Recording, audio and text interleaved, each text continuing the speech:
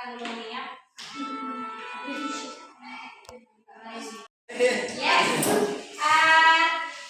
Hari ini kabarnya gimana? Sehat nggak? Sehat. Ibu absen ya? Iya.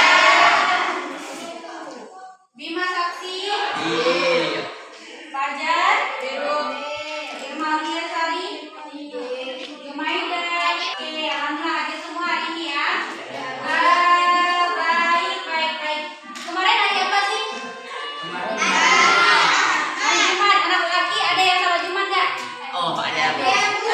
Ada. Husni salat Jumat. Pergi ya. Waktu Husni salat Jumat itu sholatnya itu sholat apa?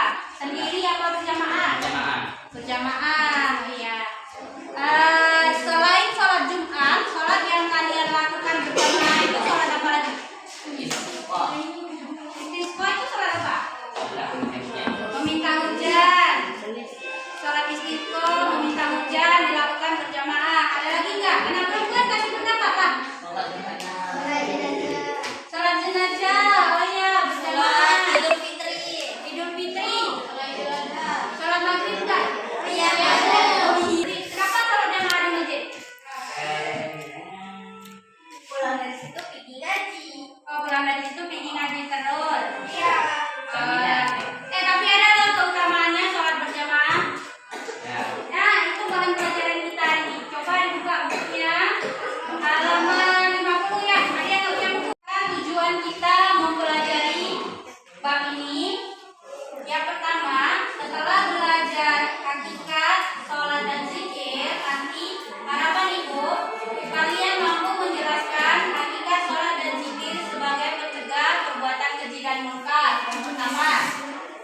Yang kedua, nantinya kalian bisa menciptakan berupa kata-kata hikmah yang mengandung isi bahwa sholat dan zikir dapat mencegah perbuatan keji dan munkar.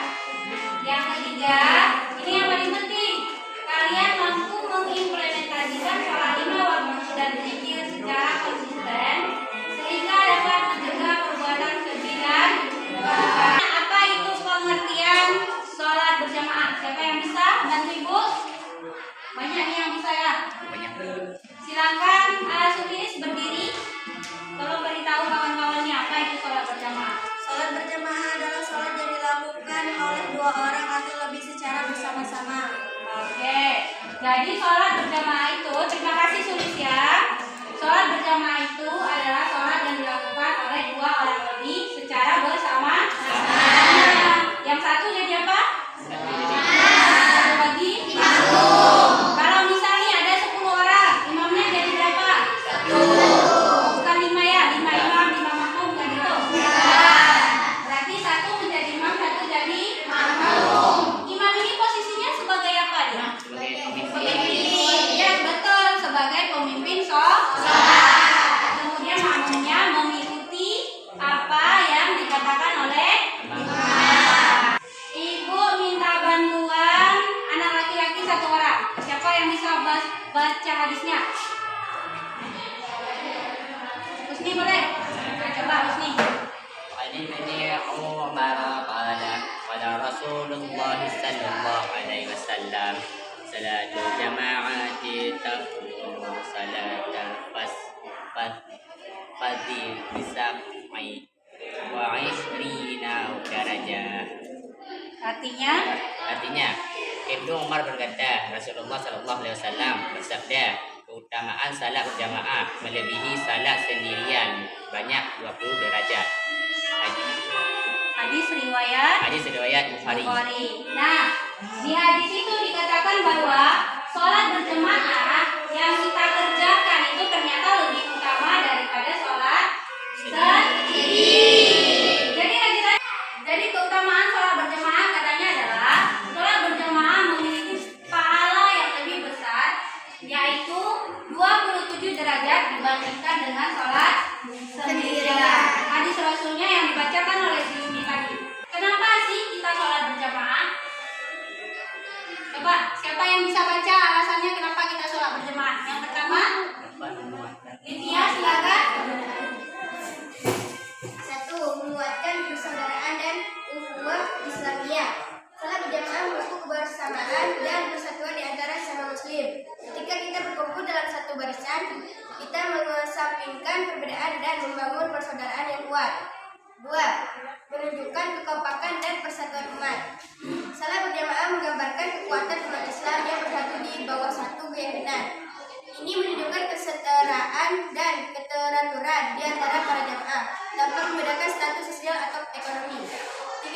dijauhkan dari sifat munafik. Salah satu ciri orang munafik adalah malas untuk melaksanakan salat berjamaah, terutama salat subuh dan isya. Orang yang rajin salat berjamaah secara rutin akan terjaga dari sifat munafik. Oke, sudah dibacakan sama Lydia. Ibu upatin lagi ya, ibu upatkan sedikit. Yang ketiga, jadi ketika sholat berjamaah itu dijauhkan dari sifat munafik. Salah satu ciri-ciri orang munafik adalah malas melaksanakan sholat berjamaah, terutama sholat subuh dan isya. Kan katanya kan di Quran surah Al-Ankabut ayat berapa kemarin yang kita bahas? Ayat berapa ya? Coba dicek lagi bukunya. Dapat hadiah kuis ya. 90 nilai kuisnya. Ada di buku. Salat dapat mencegah perbuatan keji dan mungkar. Quran surah Al-Ankabut. Tinggal tengok aja Al-Ankabut yang mana ayatnya tuh. Ayat biasa. Hah? Bukan ayat 29. 29 itu nomor suratnya. Al-Ankabut itu nomor 29. 45. Ayat 45. Ayat 45. Siapa tadi yang jawab? Solis, Livia. Satu lagi? Nabila. Dapat nilai kuis ya. Ya, ini kuis Bapak. Jadi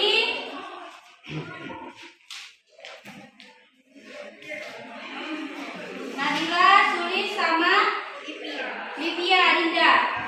Berarti kalian buka lagi tuh Quran surah Al-Ankabut. kita mendapatkan fawaid azimah, faedah besar yang Allah Subhanahu wa taala sembunyikan dalam salat adalah kita memulainya dengan tilawatul Quran. Jadi kita memulai salat kita dengan tilawatul Quran. Biasanya kita salat kita meninggalkan daripada kesibukan kita di sawah, di ladang, atau di kantor kita, atau di toko kita tempat kita berbisnis. Seringkali ketika kita mulai masuk dalam sholat Allahu Akbar, hati kita belum merasakan hubungan Allah. Kita belum merasakan bahwa kita akan berbicara langsung kepada Allah Subhanahu wa taala. Limana?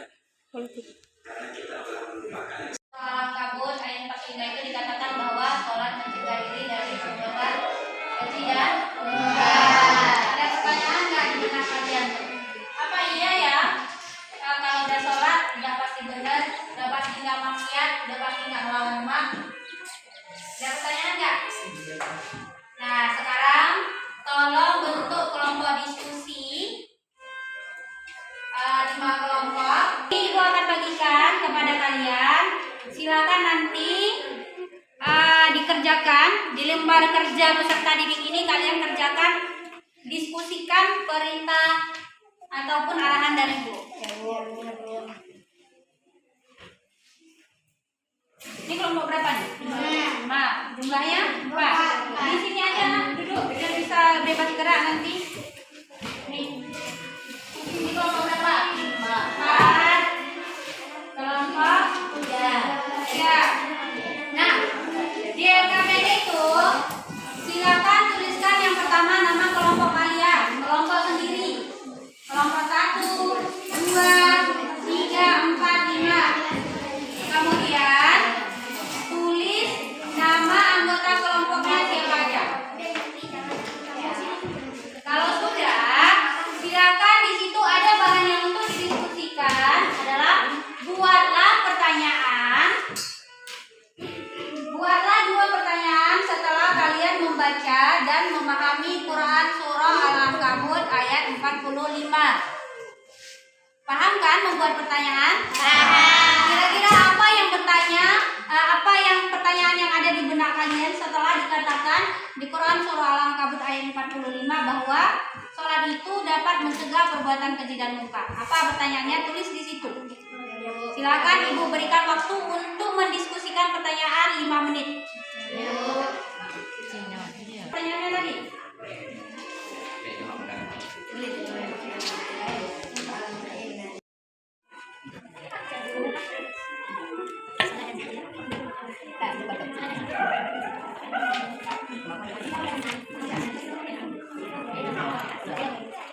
Sudah selesai. Kalau tadi udah selesai, mana pertanyaannya?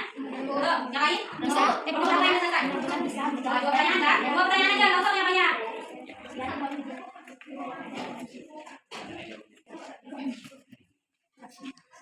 Ya, lompat udah selesai. Lompat lagi yang udah selesai. Ya, nih. Sini nak.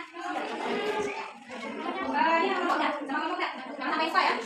Pasti semua kan diskusi kan? Ya, tiga. Siapa yang belum? Tinggal dua kelompok lagi. Kelompok 1 dan kelompok 3.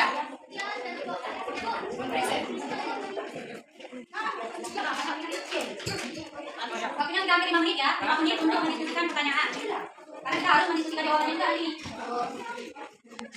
Pertanyaannya kayak gini nih. Apa hubungan antara sholat dan zikir dengan mencegah perbuatan keji dan munkar? Ini akan dijawab oleh kelompok 2. Kemudian kelompok 2 bertanya salah satunya ya. Apakah setiap orang yang sholat pasti terhindar dari perbuatan keji dan munkar? Ya juga ya. Nah, kelompok 3, silakan kalian diskusikan. Kelompok 3 pertanyaannya adalah kenapa orang yang tidak sholat seringkali terlihat lebih baik perilakunya daripada yang lain sholat? Nah, kalian jawab nih pertanyaannya. Kelompok 5 mereka bertanya bagaimana peran zikir dalam kehidupan sehari-hari membantu kita menghadapi godaan? Ini kalian jawab. Apa jawabannya? Kelompok 4, apa perbedaan antara sholat wajib dan sholat sunnah dalam pengaruhnya terhadap mencegah perbuatan keji dan munkar?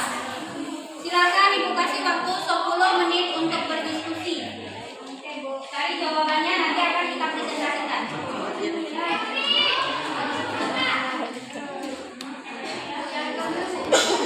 Nanti ingin keluar.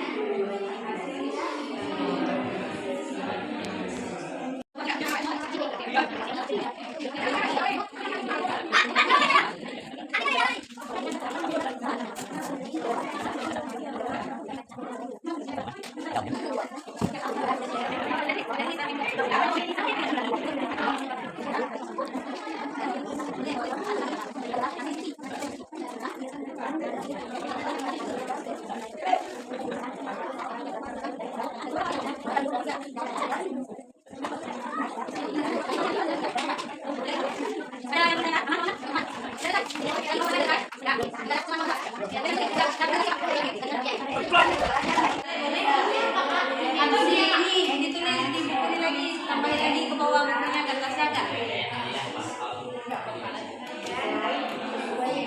Masih banyak ya. Nih, siapa yang mau presentasi? Baik, kita akan mulai presentasi ya. Perhatiannya yang duduk sebelah sana, udah selesai diskusi. Kita sekarang presentasi, fokus ke grup yang presentasi. Sekarang kelompok 1, silakan mengerjakan. Assalamualaikum warahmatullahi wabarakatuh. Waalaikumsalam warahmatullahi wabarakatuh.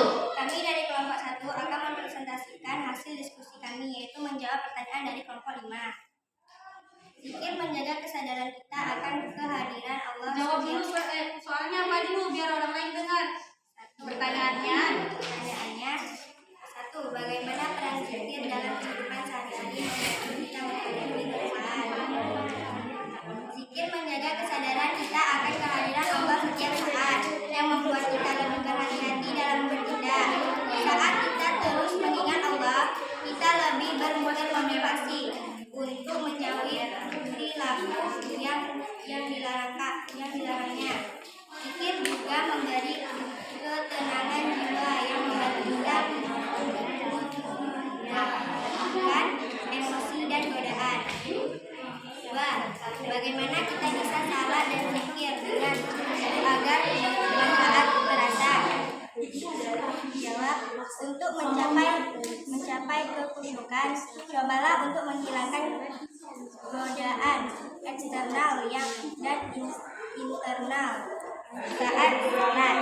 Fokus pada makna setiap bacaan dan gerakan, serta niatkan sholat berbagai bentuk komunikasi dengan spiritual kita. Dengannya juga dapat membantu meningkatkan kehidupan. Oke, itu kelompok 1 sudah menjawab pertanyaan dari kelompok 5. Bagaimana kelompok 5? Kalian udah dengar jawabannya tadi? Dengar. Merasa puas nggak dengan jawabannya? Puas ya. Oke, terima kasih, tepuk tangan untuk kelompok 1. Sekarang kita ke kelompok 2. Kelompok 1 dengarkan baik-baik. Kalian yang bertanya, mereka yang menjawab ya. Silakan. Assalamualaikum warahmatullahi wabarakatuh.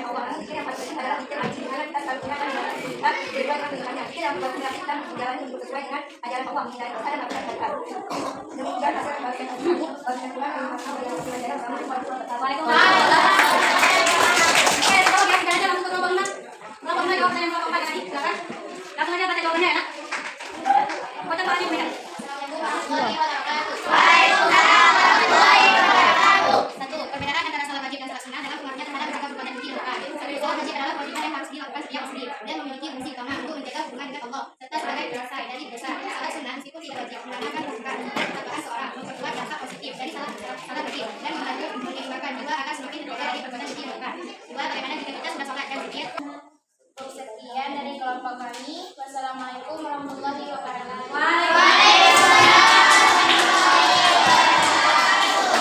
Oke, terima kasih untuk presentasinya. Ibu rasa kalian patut beri jempol.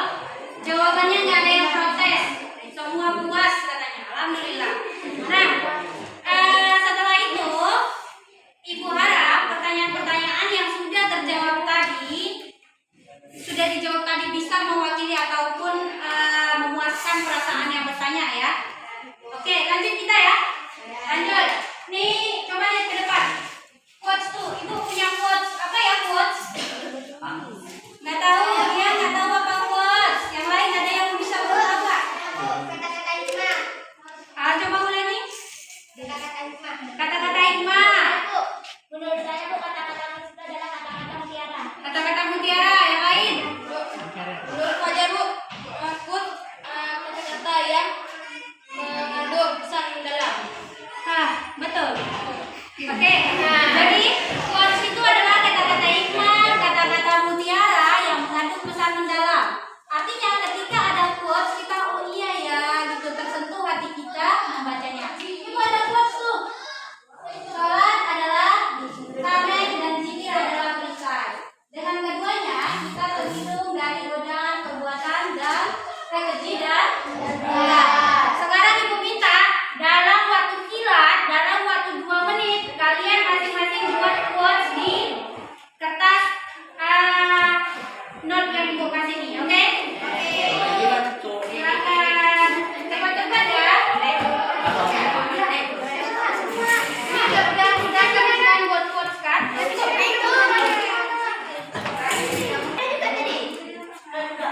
Ya dipikirin yang belum dapat kertas silakan diingat-ingat dulu quotes yang paling keren apa ya kira-kira ya? Ya Allah, sampai pusing buat quotes. Tapi kalian sering tuh di Instagram Ibu lihat buat quotes makan untuk hidup, hidup untuk makan. Ini quotesnya tentang sholat ya. Mantan buanglah ke tempatnya. Buat nama lah. Nanti nggak tahu Ibu punya siapa aduh kalau nggak dibuat namanya. Kamu bikin aja boleh kan? Iya, boleh ya. Quotesnya nanti perhatikan ya. Quotesnya kita tempel di sini ya. Kita tempel di sini nanti kita buat yang menarik kemudian kita taruh di kelas ini. Jadi ketika kalian agak-agak malas sholat, nanti baca quotes kalian sendiri. Boleh? Boleh. Oke, disegerakan. Balik, nggak apa-apa ya, biar dia menggerakkan nanti. Nyalain ya. Quotes ini nanti kita gunakan untuk mengingatkan diri kita sendiri ya. Nyalain. Kelompok 5 enggak? Lagi. Oh, ada yang taruh muka senyum nih. Dikasih tanda tangan. Quotesnya dikasih tanda tangan biar apa? Biar nggak ditiru sama orang nggak? Udah ada hafalnya nyari. Oke, ada lagi? Jangan sekali. Dah. Sekadar perhatian ya. Sambil tunggu yang lain, ini adalah hasil produk kita hari ini. Jadi hari ini kita sudah bisa membuat quotes ataupun kata-kata tentang zikir dan sholat mencegah perbuatan keji dan mungkar. Silakan ditempel, Bu. Iya, Bu. Ini pokoknya siapa yang malas-malas sholat ingat quotes dia sendiri ya. Nah, baca nanti di sini kita tempel nanti. Udah selesai? Wah. Oke, terima kasih semuanya. Ini belum. Oke, terima kasih untuk quotes-nya. Itu adalah penutup kita hari ini. Sekarang Ibu mau panggilkan, bukan mau panggilkan sih, mau minta anak Ibu siapa yang bisa menarik kesimpulan dari pertemuan kita hari ini. 1-2 orang boleh deh. Siapa? Oke, silakan berdiri nak. Salat berjamaah lebih utama 20 derajat di sisi Allah Subhanahu wa taala. Sholat berjamaah lebih utama 27 derajat di sisi Allah Subhanahu wa taala. Oke, mantap. Tepuk tangan dong. Kelompok 1 sukses belajarnya. Yang mewakili kelompok lain ada? Oke, silakan nanti nih. Dengan zikir berarti kita mengingat Allah. Dengan mengingat Allah hati kita akan merasa lebih tenang sehingga kita saat menghadapi masalah kita bisa menghadapinya dengan hati yang dingin. Ya, terima kasih. Ada lagi yang lain? Cukup? Oke, biar Ibu tambahin ya. Jadi kesimpulan belajar hari ini yang pertama, keutamaan sholat berjamaah seperti yang dikatakan temannya tadi, bahwa sholat berjamaah memiliki pahala yang lebih besar, yaitu 27 derajat dibandingkan dengan sholat sendirian. Yang kedua, hikmah sholat berjamaah. 1. Menguatkan persaudaraan dan ukhuwah Islamiyah. Yang kedua, menunjukkan kekompakan persatuan umat. Yang ketiga, dijauhkan dari sifat munafik. Yang ketiga, Quran surah Al-Ankabut 45. Sholat yang dilakukan dengan benar dan dengan khusyuk, jika dilakukan dengan disiplin, akan mampu membentengi diri kita dari melakukan perbuatan keji dan mungkar. Oke, demikian hari ini. Ibu harap kalian senang dengan pembelajaran hari ini. Kalian memperoleh ilmu yang bisa kalian terapkan dalam kehidupan kalian sehari-hari. Terima kasih banyak untuk partisipasinya. Kemudian minggu depan kita akan bertemu masih di materi yang sama